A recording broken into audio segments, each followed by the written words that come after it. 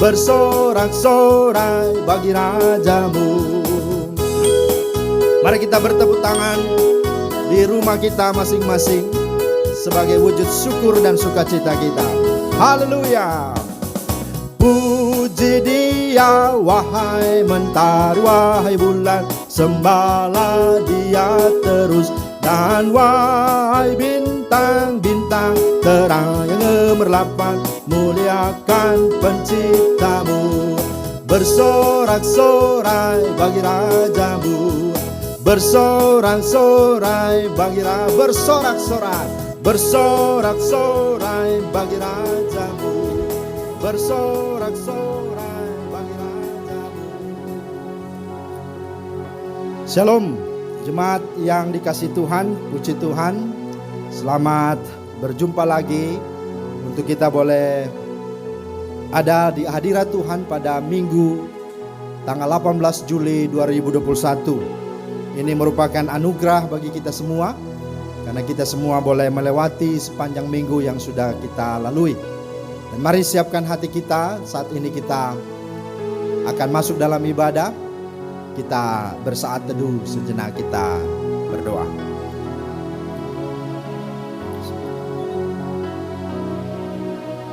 Amin. Puji bagi nama Tuhan. Jemaat yang dikasihi Tuhan, mari kita bangkit berdiri. Kita menyambut ibadah ini, memuji Tuhan dengan Kidung Keesaan 34. Kita masuk rumahnya, berkumpul menyembah kepadanya.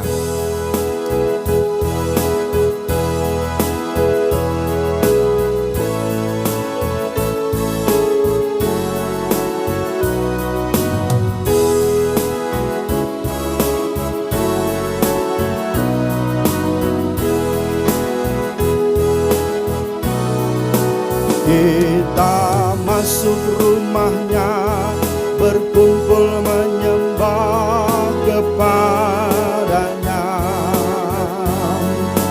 Kita masuk rumahnya, berkumpul menyembah kepadanya. Kita masuk rumahnya, berkumpul menyembah kepada Kristus, menyembah Kristus Tuhan. Muliakanlah namanya dan angkat tanganmu kepadanya. Muliakan namanya dan angkat tanganmu kepadanya. Muliakan namanya dan angkat tanganmu kepada Kristus, menyembah Kristus Tuhan. Jemaat yang dikasihi Tuhan, mari kita serahkan ibadah kita pada Minggu pagi hari ini dengan keyakinan bahwa pertolongan kita dalam kebaktian raya minggu ini adalah dalam nama Tuhan yang menjadikan langit dan bumi. Kasih karunia dari Allah Bapa kita dan dari Tuhan Yesus Kristus serta penghiburan Roh Kudus menyertai kita sekalian. Haleluya. Haleluya, haleluya, haleluya.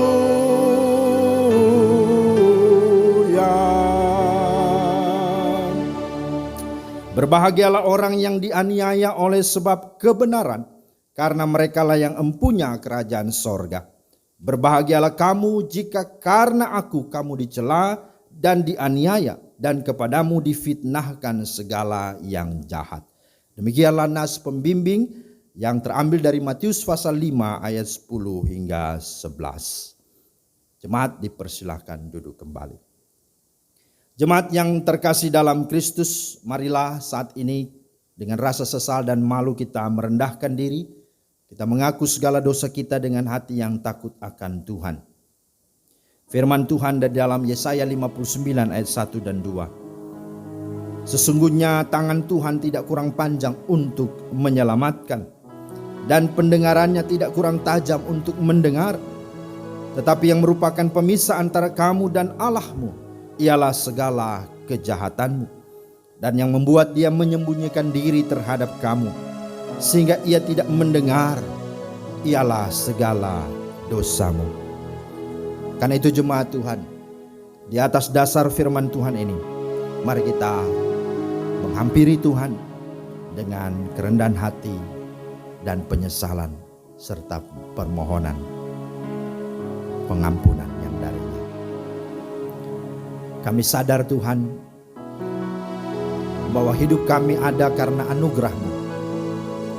Tetapi juga kami juga sadar bahwa sebagai manusia yang lemah dan terbatas, terlebih yang berdosa ini, kami sering abai dan lalai, sehingga kami tidak bergantung kepada anugerah Tuhan. Tetapi kami malah sia-siakan anugerah-Mu, sehingga di dalam kami menjalani hidup kami sering gagal, kami sering jatuh, kami sering menyakiti dan mendukakan hati Tuhan. Karena itu ya Abah, ya Bapa, pada pagi hari ini kami datang menghampiri Engkau dengan segala kerendahan hati, memohon belas kasihan-Mu, memohon pengampunan-Mu. Kasihanilah kami, ampunilah kami ya Tuhan, dan hapuskanlah segala pelanggaran-pelanggaran kami. Doa ini kami sampaikan dengan keyakinan bahwa Engkau Tuhan Allah yang setia dan adil, sudah mengampuni kami dan sudah menyucikan kami. Dalam nama Yesus, amin.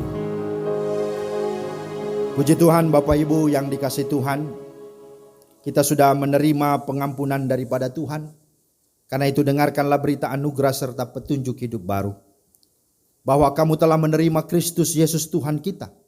Karena itu hendaklah hidupmu tetap di dalam Dia, hendaklah kamu berakar di dalam Dia dan dibangun di atas Dia.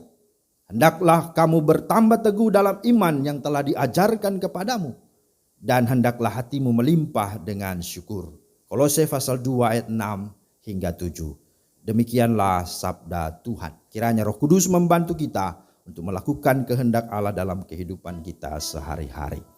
Amin. Puji Tuhan, Bapak Ibu yang dikasihi Tuhan, mari kita bangkit berdiri. Kita bersalaman satu dengan yang lain di dalam anggota keluarga kita. Kita sambut semua berkat anugerah ini dengan kita memuji Tuhan. Kita mau bernyanyi akan sukacita atas segala berkat yang kita sudah terima daripada Tuhan. Nyanyikanlah nyanyian baru bagi Allah kita. Haleluya. Nyanyikanlah nyanyian baru bagi Allah, pencipta cakrawala, segala serafim kerubim, pujilah Dia, tebarkanlah namanya. Bersorak-sorai bagi rajamu, bersorak-sorai bagi rajamu.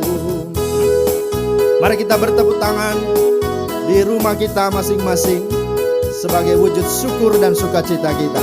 Haleluya. Puji Dia wahai mentari, wahai bulan, sembahlah Dia terus. Dan wahai bintang-bintang terang yang gemerlapan, muliakan penciptamu. Bersorak-sorai bagi rajamu, bersorak-sorai bagi bersorak-sorai, bersorak-sorai bagi rajamu, bersorak-sorai bagi rajamu. Puji bagi nama Tuhan. Mari Bapak Ibu jemaat yang dikasihi Tuhan, bersama seluruh orang percaya dan gereja dalam segala abad, kita akan mengucapkan pengakuan iman rasuli kita di hadapan Allah dengan kesungguhan hati dan mulut kita berkata, aku percaya kepada Allah, Bapa yang Maha Kuasa, Khalik langit dan bumi, dan kepada Yesus Kristus anaknya yang tunggal Tuhan kita, yang dikandung daripada Roh Kudus, lahir dari anak darah Maria, yang menderita sengsara di bawah pemerintahan Pontius Pilatus, disalibkan, mati dan dikuburkan, turun ke dalam kerajaan maut, pada hari yang ketiga bangkit pula dari antara orang mati, naik ke sorga, duduk di sebelah kanan Allah, Bapa yang Maha Kuasa, dan akan datang dari sana untuk menghakimi orang yang hidup dan yang mati. Aku percaya kepada Roh Kudus, gereja yang kudus dan am, persekutuan orang kudus, pengampunan dosa, kebangkitan daging dan hidup yang kekal. Amin. Jemaat dipersilahkan duduk. Bapak Ibu, kita saatnya akan menerima firman Tuhan. Karena itu mari kita siapkan hati kita. Kita mau mengundang akan Roh-Nya yang kudus untuk menyiapkan hati kita, menerangi hati kita, sehingga kita boleh dituntunnya untuk mengerti dan boleh menjadi pelaku-pelaku firman Tuhan. Kidung Keesaan 123, kusiapkan hatiku Tuhan, menyambut firman-Mu.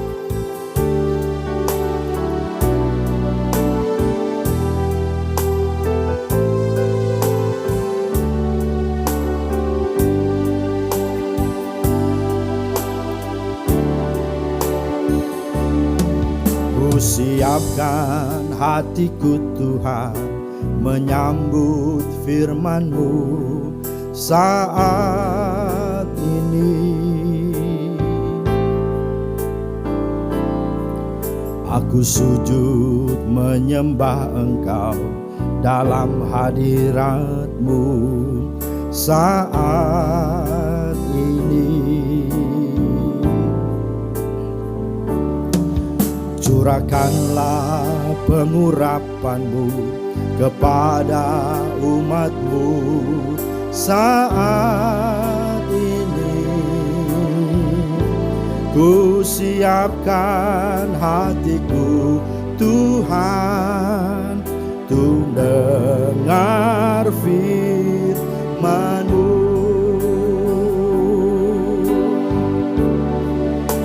Firman-Mu Tuhan tiada berubah,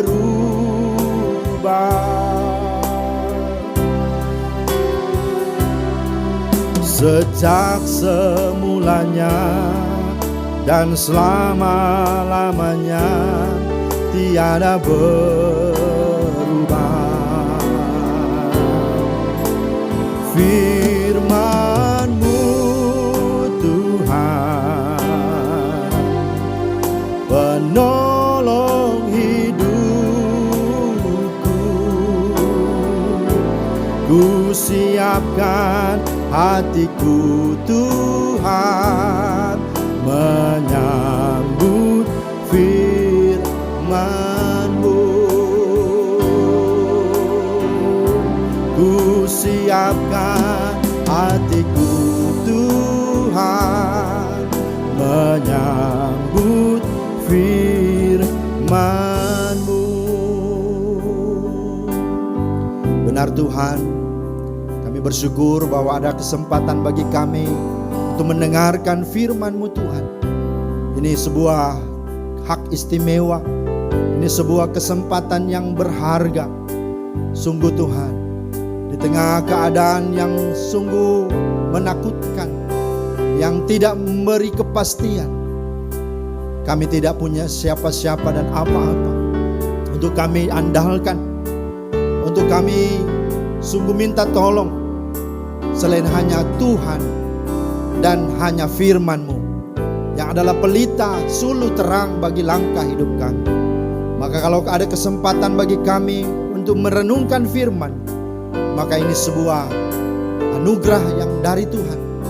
Karena itu mari Tuhan siapkan hati kami, Engkau lembutkan hati kami, Engkau kuduskan hati kami, dan terangi hati kami oleh Roh Kudus-Mu, agar firman Tuhan yang sebentar kami dengar dan renungkan sungguh memberkati kami. Urapi hamba-Mu yang lemah dan terbatas ini, dan setiap jemaat-Mu yang mendengar, biarlah kami sama-sama diberkati untuk sama-sama menjadi pelaku-pelaku firman-Mu. Haleluya. Amin.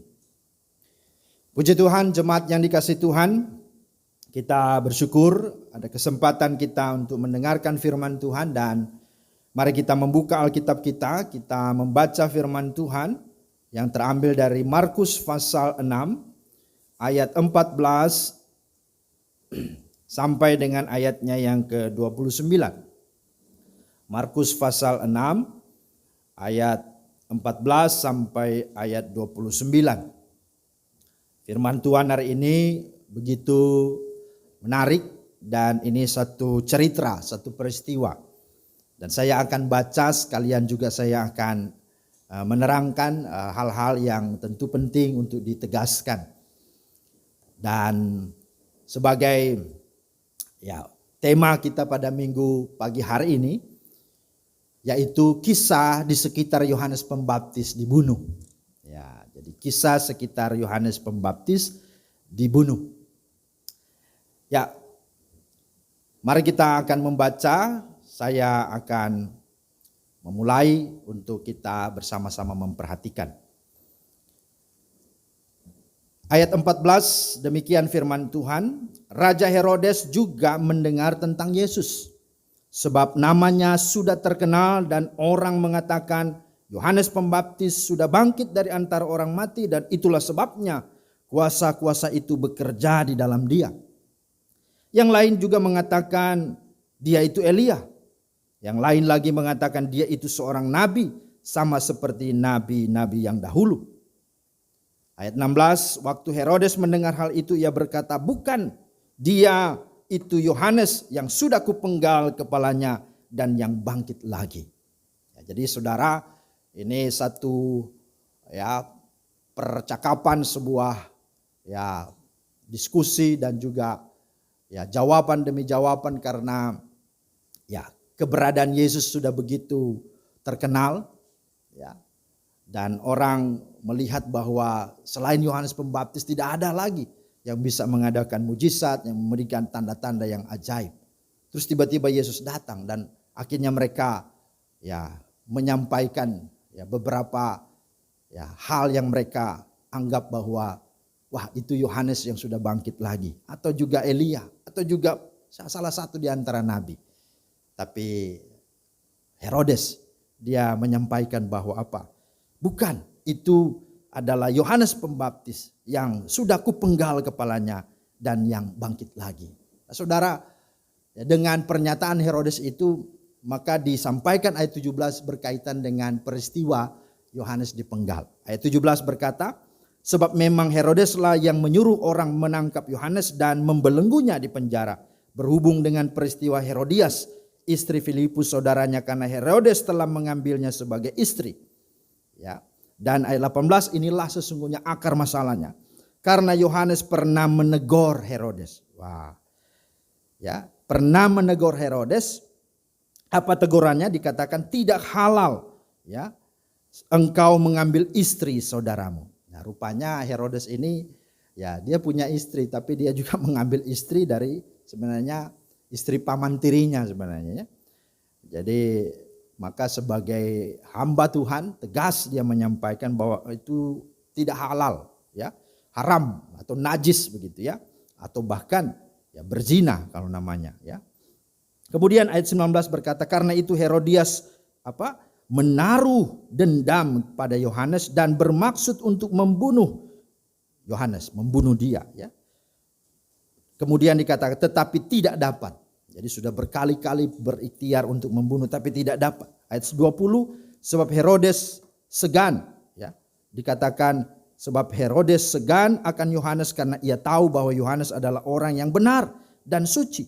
Jadi ia melindunginya. Jadi di hati Herodes sesungguhnya merindukan Yohanes juga gitu. Karena dia merindukan, dan itu sebabnya dia melindungi dari rencana niat dari Herodias untuk membunuh Yohanes. Dan dikatakan tetapi apabila ia mendengarkan Yohanes, maksudnya setiap Yohanes berkhotbah begitu, hatinya selalu terombang-ambing, bingung dia gitu. Namun ia merasa senang juga mendengarkan dia. Jadi dia ada di sebuah persimpangan jalan begitu ya. Di satu sisi ya dia seorang yang kafir begitu, lalim begitu. Tapi di sisi lain wah, Yohanes menarik ya, khotbah-khotbahnya ya dan pribadinya juga begitu ya, berkarisma pasti. Dan inilah yang membuat Herodes bingung gitu ya, dalam mengambil sebuah keputusan. Ya. Dan kemudian dikatakan ayat 21, akhirnya tiba juga kesempatan yang baik bagi Herodias. Ketika Herodes pada hari ulang tahunnya mengadakan perjamuan untuk pembesar-pembesarnya, perwira-perwiranya dan orang-orang terkemuka di Galilea. Pada waktu itu anak perempuan Herodias tampil lalu menari dan ia menyukakan hati Herodes dan tamu-tamunya raja. Kemudian dikatakan raja berkata kepada gadis itu, minta daripadaku apa saja yang kau ingini, maka akan kuberikan kepadamu. Lalu bersumpahlah kepadanya, apa saja yang kau minta akan kuberikan kepadamu. Ya, apa saja yang kau minta akan kuberikan kepadamu. Nah, ini anaknya Herodias ini sebenarnya, putri ini ya. Sekalipun setengah dari kerajaanku. Wah, luar biasa. Ayat 24, anak itu pergi dan menanyakan ibunya, apa yang harus kuminta? Jawabnya, kepala Yohanes Pembaptis. Nah, disinilah sesungguhnya ya sesuatu yang ya menjadi satu kerinduan, keinginan yang sudah dinanti-nantikan begitu oleh Herodias. Kemudian ayat 25, maka cepat-cepat ia pergi kepada raja dan meminta, aku mau supaya sekarang juga engkau berikan kepadaku kepala Yohanes Pembaptis di sebuah talam. Ya, talam itu semacam ya tempayan begitu ya. Kemudian dikatakan di dalam ayat 26, lalu sangat sedihlah hati raja. Tetapi karena sumpahnya dan karena tamu-tamunya ia tidak mau menolaknya. Jadi sebenarnya raja itu ya kaget dengan permintaan seorang ya anak perempuan ini. Dia juga tidak ingin sebenarnya. Tapi karena sudah terlanjur dia bersumpah maka ya dia tidak bisa menolaknya. Ayat 27, raja segera menyuruh seorang pengawal dengan perintah supaya mengambil kepala Yohanes. Orang itu pergi dan memenggal kepala Yohanes di penjara. Ia membawa kepala itu di sebuah talam dan memberikannya kepada gadis itu. Dan gadis itu memberikannya pula kepada ibunya. Wah, jadi ini ya anaknya betul-betul ya menjadi alat ya dari ibunya begitu ya. Dan kita tahu pada akhirnya Yohanes mati, dibunuh dengan dipenggal kepalanya. Dan ayat 29 dikatakan ketika murid-murid Yohanes mendengar hal itu, mereka datang dan mengambil mayatnya lalu membaringkannya dalam kuburan. Nah, Bapak Ibu Saudara yang dikasihi Tuhan Yesus Kristus, ya demikian pembacaan firman Tuhan dan saya sengaja untuk menegaskan beberapa hal karena ini sebuah cerita ya. Kalau mau dikisahkan ini ya bisa dibuat sinetron begitu ya atau sebuah ya melodrama yang berakhir ya dengan tragedi yang membawa kematian gitu ya. Ya, kalau bisa ini bisa jadi semacam film box office gitu ya. Ya, karena memang menarik kisah ini. Dan bukankah ya kalau film-film juga sering juga ya seperti ini begitu ya. Nah, Saudara yang dikasihi Tuhan, ya. Pelajaran apa yang kita dapat petik atau kita dapat timbah dan ambil dari kisah Yohanes Pembaptis yang dibunuh ini? Ya, tema kita kisah di sekitar Yohanes Pembaptis dibunuh. Nah, kira-kira apa pelajarannya? Nah, setidaknya ada beberapa hal. Yang pertama, kisah di sekitar Yohanes dibunuh ini mengajarkan kita untuk setia dengan kebenaran. Karena itu jangan pernah takut menyuarakan kebenaran. Ya. Nah, Saudara, apa yang dialami Yohanes Pembaptis itu sangat tragis memang. Demi kebenaran ia rela menderita dalam penjara, demi kebenaran juga ia pun akhirnya rela mati dipenggal kepalanya. Wah, ini memang sudah menjadi panggilan hidup Yohanes Pembaptis. Nah, Saudara yang dikasihi Tuhan Yesus Kristus, menegakkan nilai-nilai kejujuran dan kebenaran memang akan selalu menuntut keberanian dan pengorbanan. Ya. Bila jadi kita akan ya, dibenci. Ya.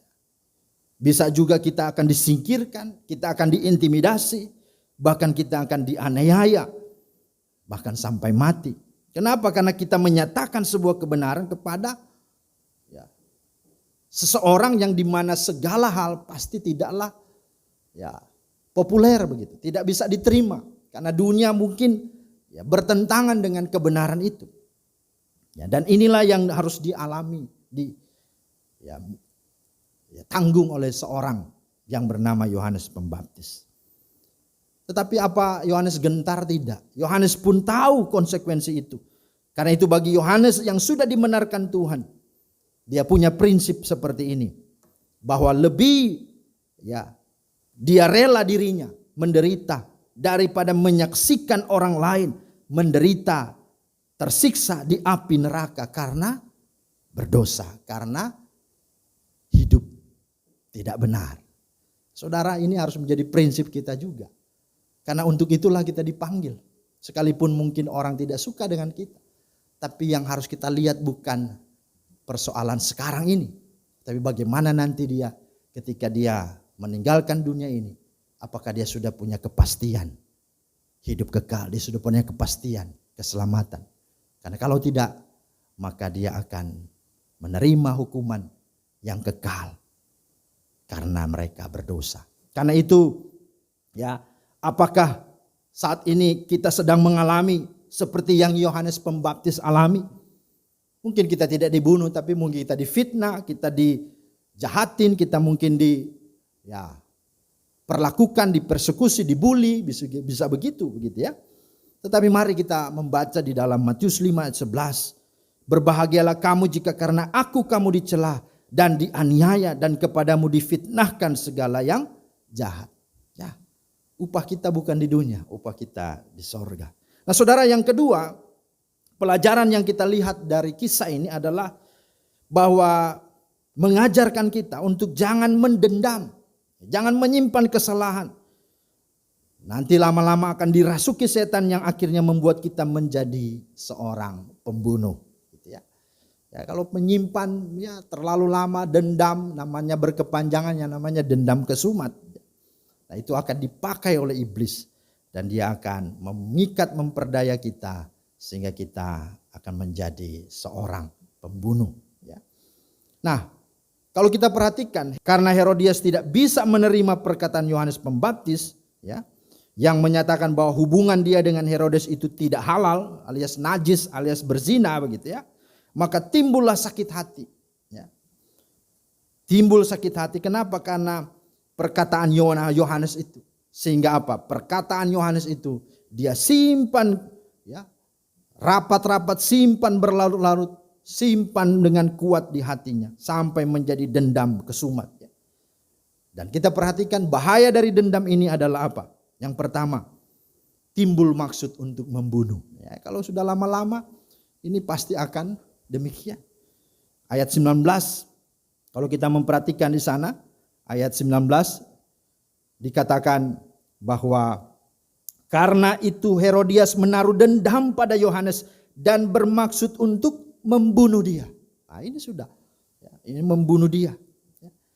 Kemudian dikatakan apalagi? Mencari-cari kesempatan dan membuat rencana yang tepat untuk membunuh. Jadi sudah ada niat membunuh, sekarang rencananya. Dan sekarang waktunya, mulai dia rencanakan. Kalau kita lihat ayat 19 bagian terakhir dikatakan di sana, karena itu Herodias menaruh dendam pada Yohanes dan bermaksud untuk membunuh dia, tetapi tidak dapat. Tetapi tidak dapat. Ini berarti apa? Ada yang menghalang-halangi kan, atau momennya belum tepat. Ini berarti upaya yang sudah direncanakan memang sudah berlama-lama, tapi belum waktu yang tepat bagi Herodias untuk membunuh Yohanes. Ayat 21. Itu juga jelas. Kenapa? Karena kalau kita memperhatikan, karena Herodes melindungi Yohanes. Jadi ini luar biasa juga menarik. Kemudian yang ketiga apa? Untuk supaya dia terpenuhi rencana, maka dia melibatkan dan apa? Mengajak atau memperalat orang lain. Bisa saja orang terdekat dan memang benar. Yaitu siapa? Itulah anaknya sendiri. Anaknya Herodias. Jadi supaya memuluskan rencananya maka dia bisa pakai orang-orang yang terdekat. Kalau kita lihat di film-film itu begitu ya. Kalau konspirasi begitu atau ada niat-niat membunuh, itu pasti ada sekitar orang-orang ring satu itu juga bermain juga, atau ada juga bisa dipakai diperalat gitu ya. Nah, padahal kalau bicara dikatakan ya, secara tradisi yang seharusnya menari itu ya, itu bukan putri seorang raja atau putri seorang ya permasyuri begitu ya. Tetapi apa? Budak ya atau hamba. Tapi perhatikan, demi memuluskan niat jahat dan dendamnya Herodias, maka dia relakan putrinya menari. Ini sebenarnya mempermalukan semuanya, tapi ya nggak apa-apalah gitu ya. Itu yang terjadi. Kemudian yang keempat artinya apa? Tidak akan puas kalau orang yang dia dendam itu belum mati. Ya. Karena itu ia akan membuat bukti kalau orang itu benar-benar sudah mati. Maka usahanya itu luar biasa kalau kita perhatikan. Yang pertama, ya, maka dia akan menyuruh anak itu cepat-cepat ya, sampaikan permintaannya sekarang ini juga. Itu di ayat yang ke-25. Ya. Kalau kita perhatikan di sana. Mengapa? Karena ada ketakutan Herodias kalau raja berubah pikiran. Ya, mengingat Herodes sebenarnya masih membutuhkan Yohanes Pembaptis. Kalau kita baca ayat 20 dan 21. Jadi memang Herodes tahu ini hatinya Herodes ini berubah-berubah ini. Kalau nggak cepat-cepat ini bahaya. Itu sebabnya dia suruh anaknya apa? Cepat-cepat pergi. Sampaikan saja yang kau minta itu adalah kepala Yohanes. Dan bilang bahwa apa? Sekarang juga aku memintanya. Wah. Ini luar biasa ya. Kemudian dikatakan apa? Yang berikutnya untuk memuluskan usahanya dikatakan anak perempuan Herodias itu harus menunggu sampai Yohanes Pembaptis dieksekusi. Dan saat itu juga kepala Yohanes diberikan dan anak itu membawa langsung kepada Herodias ibunya. Di ayat 27 sampai dengan ayat 28. Wah, ini luar biasa ya. Ini sadis dan tragis. Ya. Inilah saudara ya, akibat daripada dendam kesumat yang dalam hidup ya. Ya, setiap orang yang menyimpan kesalahan yang berkepanjangan. Ya. Dan ini juga sudah dialami sebelumnya. Kalau kita bisa lihat kisah Kain dan Habel, sama kan? Dendam dia menyimpan ya. Dia iri hati dan akhirnya apa? Ujung-ujungnya membunuh. Kenapa? Karena memang Tuhan sudah kasih tahu bahwa iblis sedang ada mengintip di depan pintu, engkau harus berkuasa atasnya. Ya memang hati-hati dengan hal ini. Yang kedua, kisah di sekitar Yohanes Pembaptis dibunuh mengajarkan kita bahwa dalam mengambil keputusan jangan emosional, jangan juga egois. Gitu ya. Ketika anak perempuan Herodias berkata, aku mau supaya sekarang juga kepala Yohanes dipenggal. Maka perhatikan ayat 26 berkata, lalu sangat sedihlah hati Raja Herodes. Tetapi karena sumpahnya dan karena tamu-tamunya ia tidak mau menolaknya. Ya, saudara, ya namanya orang ya sedang euforia, sedang lagi wah, ya bergembira, senang-senang begitu, apalagi di depan tamu-tamu terhormat. Kemudian anak perempuannya ini menyukakan hatinya, wah dia mau ya memberikan janji, menawarkan sesuatu. Apa saja yang kau minta, bahkan setengah dari kerajaanku ini ya bisa kuberikan padamu. Ya, saudara, ini hal yang menarik. Dan kita perhatikan pelajarannya adalah apa? Bahwa ketika anak perempuannya meminta kepala Yohanes, maka sedihlah hati Raja Herodes. Karena kalau kita perhatikan ayat 20-21 tadi sudah jelas bahwa dia sangat masih membutuhkan Yohanes. Walaupun dia penjarakan Yohanes, tapi dia tidak mau membunuh. Karena apa? Karena Yohanes itu ya seseorang yang sungguh-sungguh disukai, mengajarkan hal-hal yang juga menarik. Itu sebabnya dia melindungi dari niat rencana Herodias yang dia sudah tahu pada waktu itu. Tetapi dia saat ini ya dia semacam kecolongan begitu ya. Kenapa? Karena ya mungkin euforia itu, mungkin karena dia sudah dikuasai dengan alkohol juga bisa jadi. Maka pelajarannya jangan pernah mengambil keputusan di saat-saat kita ya sedang emosional. Ya, emosional itu ya lagi sedang bersemangat begitu ya.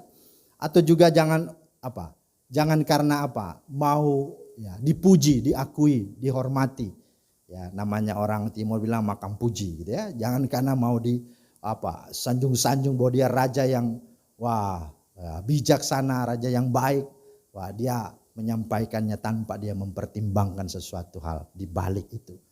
Ya, saudara yang dikasihi Tuhan, ini hal yang harus disadari. Dan yang terakhir dikatakan, kisah di sekitar Yohanes Pembaptis dibunuh ini mengajarkan kita bahwa keputusan yang salah akan membuat kita menanggung rasa bersalah yang hebat yang akan terus-menerus menghantui kita.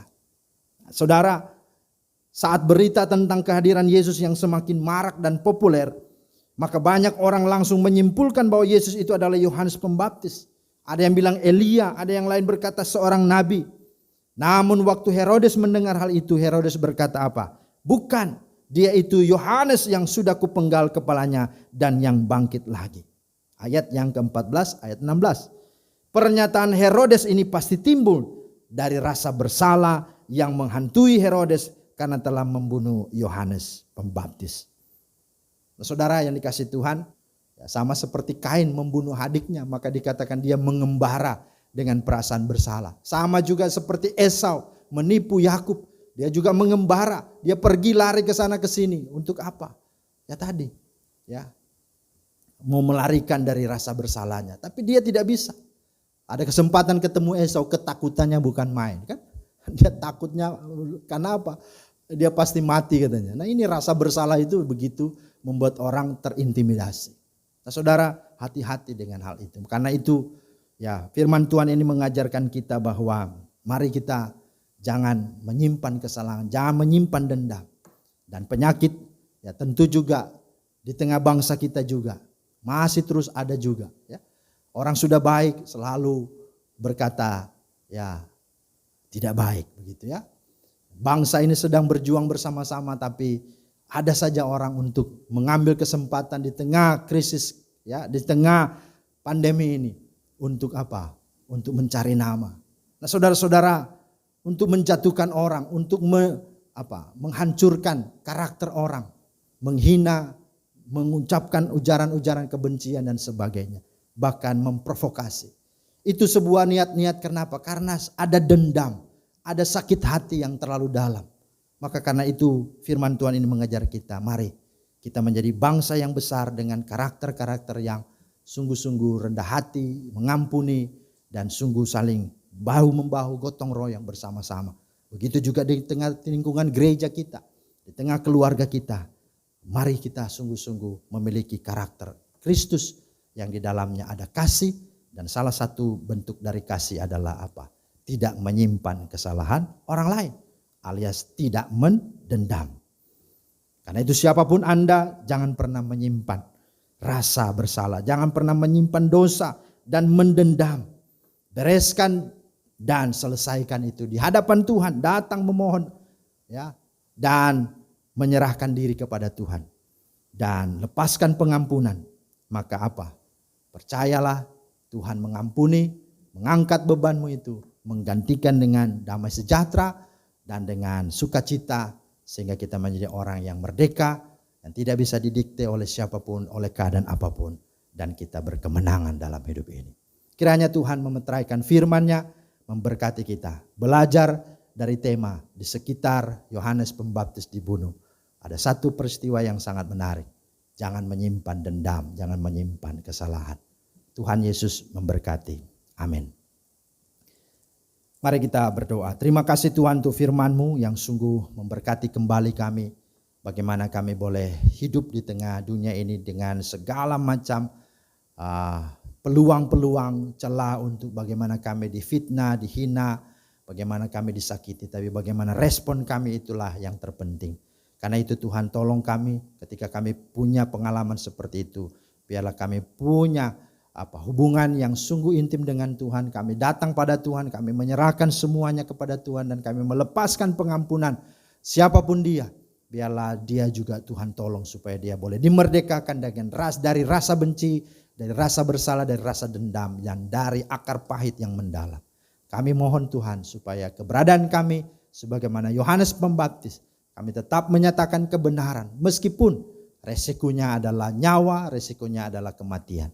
Tapi yang jelas kami tidak ingin orang-orang di dunia ini selama kami hidup mereka kelak binasa karena mereka berdosa atau karena kami belum atau tidak menyampaikan kebenaran-Mu. Karena itu Tuhan, tolong kami supaya kami menjadi pelaku firman-Mu. Dalam nama Tuhan Yesus kami berdoa. Amin. Puji Tuhan, Bapak Ibu yang dikasihi Tuhan, kita sudah mendengarkan firman Tuhan. Karena itu mari saat ini kita akan memberikan persembahan syukur kepada Tuhan. Berilah dengan sukacita, jangan dengan sedih hati atau dengan paksa. Ya, sebab Allah menerima orang-orang yang memberi dengan sukacita. Mari kita mengangkat pujian dari Kidung Keesan 379 bait 1 dan 2. Bawa persembahanmu dalam rumah Tuhan. Mari kita mengumpulkan persembahan di rumah maupun juga bisa melalui transfer rekening gereja yang ada. Diingatkan bahwa kita juga punya tanggung jawab untuk melunaskan ruko yang kita sewa untuk tahun ini dan tahun depan. Tuhan Yesus memberkati Bapak Ibu sekalian.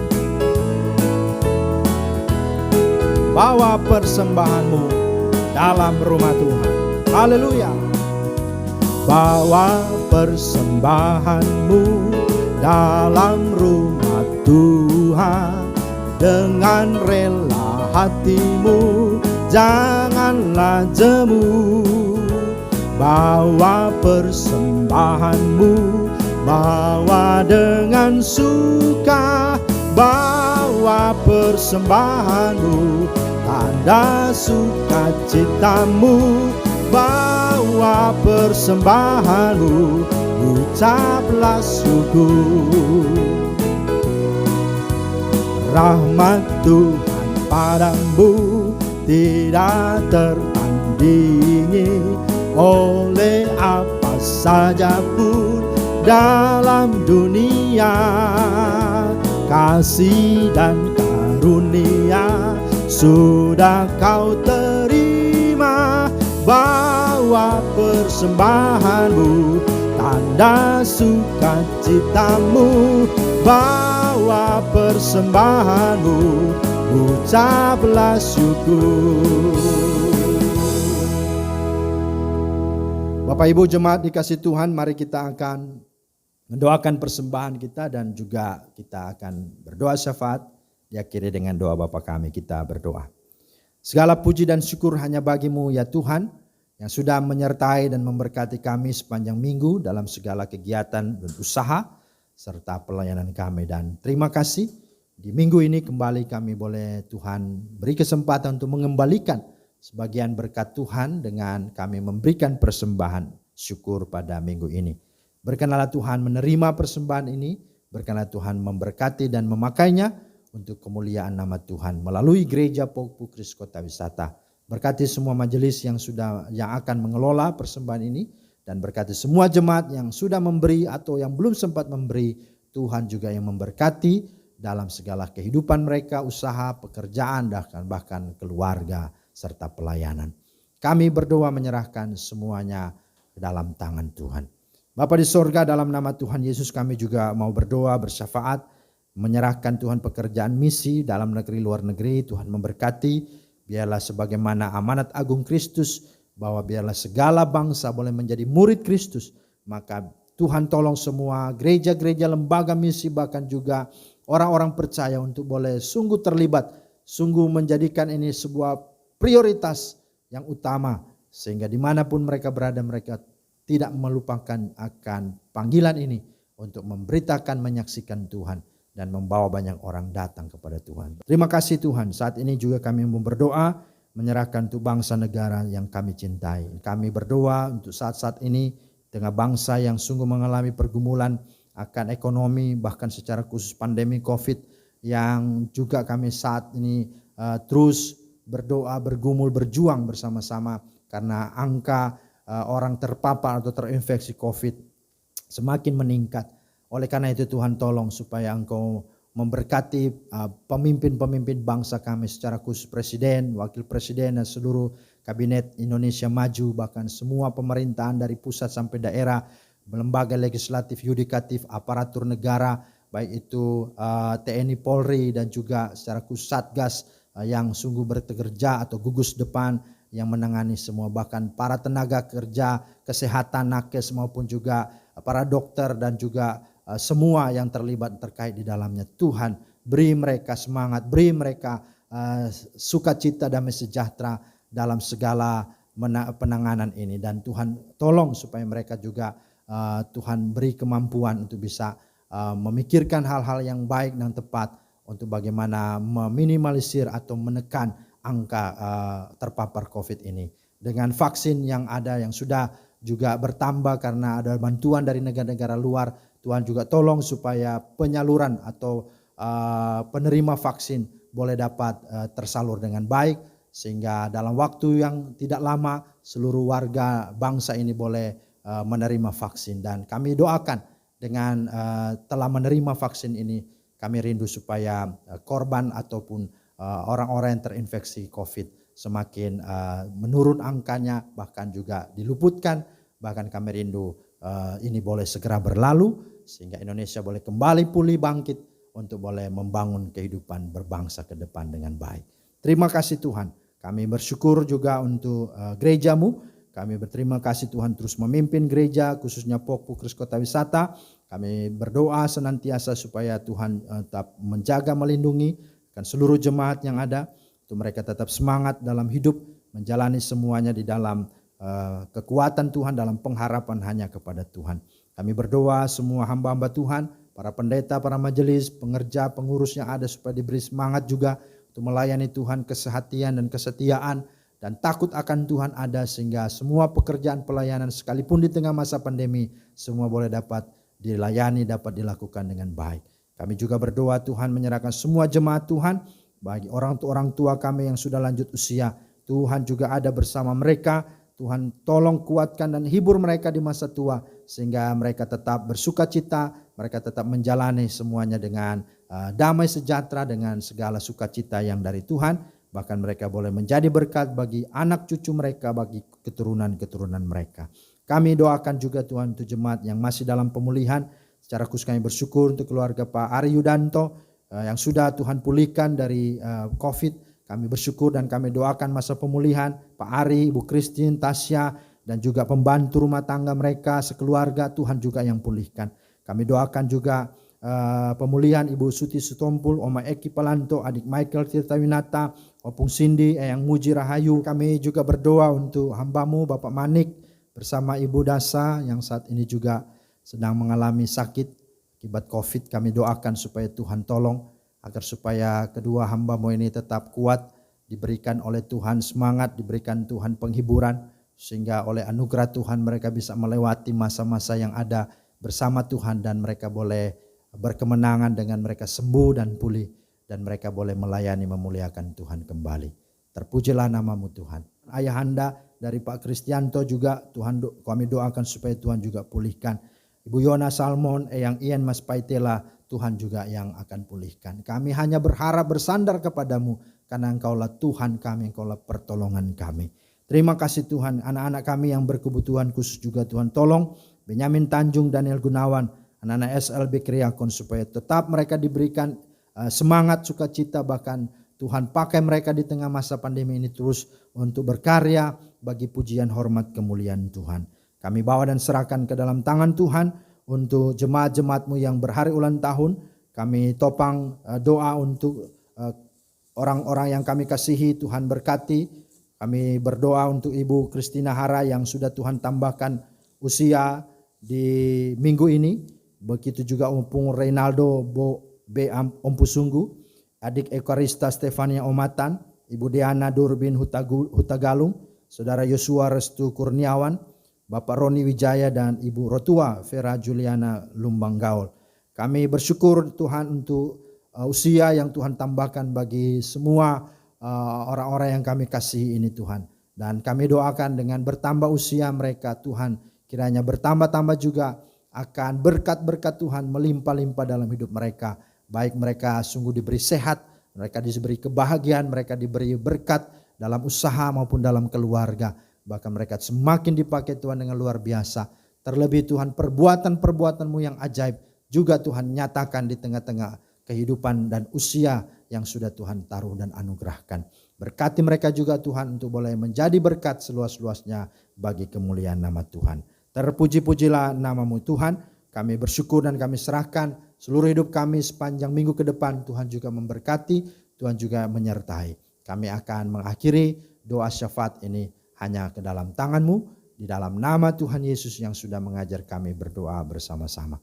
Bapa kami yang di sorga, dikuduskanlah nama-Mu, datanglah kerajaan-Mu, jadilah kehendak-Mu di bumi seperti di sorga. Berikanlah kami pada hari ini makanan kami yang secukupnya, dan ampunilah kami akan kesalahan kami, seperti kami juga mau mengampuni orang yang bersalah kepada kami. Dan janganlah membawa kami ke dalam pencobaan, tapi lepaskanlah kami daripada yang jahat. Karena Engkaulah yang punya kerajaan dan kuasa dan kemuliaan sampai selama-lamanya. Amin. Puji Tuhan, Bapak Ibu yang dikasihi Tuhan, kita sudah di akhir ibadah kita. Karena itu mari kita berdiri, kita akan mengakhiri, kita angkat pujian Kidung Keesaan 451, ikut Dikau saja Tuhan, jalan damai bagiku.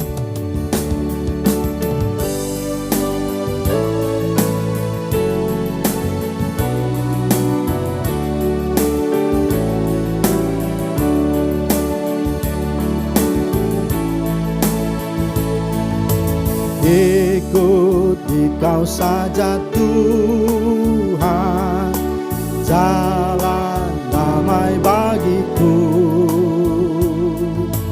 Aku selamat dan sentosa hanya oleh darah-Mu. Aku ingin ikut Dikau dan mengabdi padamu. Dalam Dikau juru selamat, ku bahagia penuh. Ikut Dikau di sengsara karena janji-Mu teguh. Ikut Dikau di sengsara karena janji-Mu teguh. Atas kuasa kegelapan ku menang bersama-Mu. Aku ingin ikut Dikau dan mengabdi padamu. Dalam Dikau juru selamat, ku bahagia penuh. Mari jemaat Tuhan, arahkanlah hatimu kepadanya, serta terimalah berkat Tuhan. Tuhan memberkati engkau dan melindungi engkau. Tuhan menyinari engkau dengan wajah-Nya dan memberi engkau kasih karunia. Tuhan menghadapkan wajah-Nya kepadamu dan memberi engkau damai sejahtera dari saat ini, esok bahkan sampai selama-lamanya. Haleluya. Amin. Haleluya. Haleluya. Haleluya. Haleluya. Haleluya. Amin. Amin.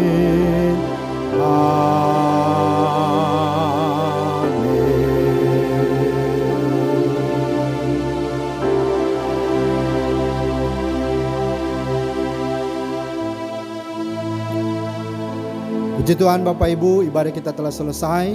Mari kita bersatu terus sejenak, kita bersyukur untuk ibadah yang sudah boleh berlangsung.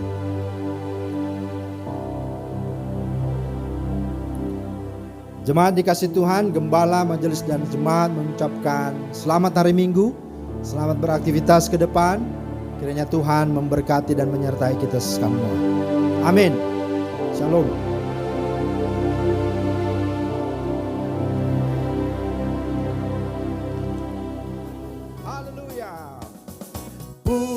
Dia, wahai mentari, wahai bulan, sembahlah Dia terus. Dan wahai bintang-bintang terang yang gemerlapan, muliakan Penciptamu. Bersorak-sorai bagi Rajamu, bersorak-sorai bagi bersorak-sorai, bersorak-sorai bagi Rajamu. bersorak-sorai bagi rajamu.